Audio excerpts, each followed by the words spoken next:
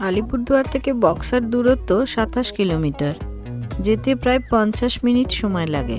বক্সা ও জয়ন্তী ঘোরার পারমিট জয়ন্তী range office থেকে করে নিতে হয়। আমরা একই সঙ্গে সান্তালবাড়ি, জয়ন্তী ও পুকরি দেখেছিলাম। বক্সা ফোর্টে যাবার রাস্তা পুরোটাই জঙ্গলের মধ্য দিয়ে, তাই ফরেস্ট সাফারি না করলেও আপনার ভাগ্য ভালো থাকলে আপনি কিছু বন্যজন্তুর দেখা পেতেও পারেন। আমরা যেমন হাতি, শাবক, হরিণ আর ময়ূরের দেখা পেয়েছিলাম। বক্সা ফোর্ট একটি ঐতিহাসিক দুর্গ, যা ২৮৪৪ ফুট উচ্চতায় অবস্থিত। এটি ব্রিটিশ আমলে স্বাধীনতা সংগ্রামীদের বন্দি শিবির হিসেবে ব্যবহৃত হতো। গাড়ি সান্তালবাড়ি পর্যন্ত যায়, সেখান থেকে হাঁটা পথে প্রায় ৩ কিলোমিটার রাস্তা ট্রেক করে বক্সা ফোর্টে যেতে হয়। সান্তালবাড়ি এবং বক্সা উভয় জায়গায় থাকার জন্য বহু হোমস্টে আছে।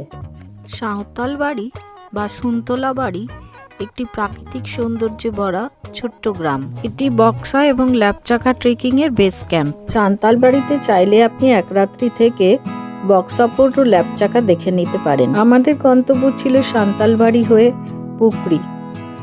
জয়ন্তী থেকে ৪ কিলোমিটার দূরে পাহাড়ের উপরে একটি পুকুর আছে, যা স্থানীয়দের কাছে অতি পবিত্র স্থান, যেটিকে পুকরি পুকুর বলা হয়। এখানে কচ্ছপ ও প্রচুর মাছের দেখা মেলে। পুকরি দেখা হয়ে গেলে আপনারা অন্য গাড়ি ভাড়া নিয়ে জয়ন্তী রিভারবেড দেখতে আসতে পারেন। বর্ষাকাল ছাড়া বছরের অন্য কোনো সময় এখানে আসা যায়। এখানে থাকার জন্য আছে জয়ন্তী ফরেস্ট গেস্ট হাউস। জয়ন্তীতে থেকে ভুটান পাহাড়ের মহাকাল গুহাও আপনারা দেখে নিতে পারেন। জয়ন্তী নদী পেরিয়ে ভুটান পাহাড়ে উঠে এই মহাকালে যেতে হয়।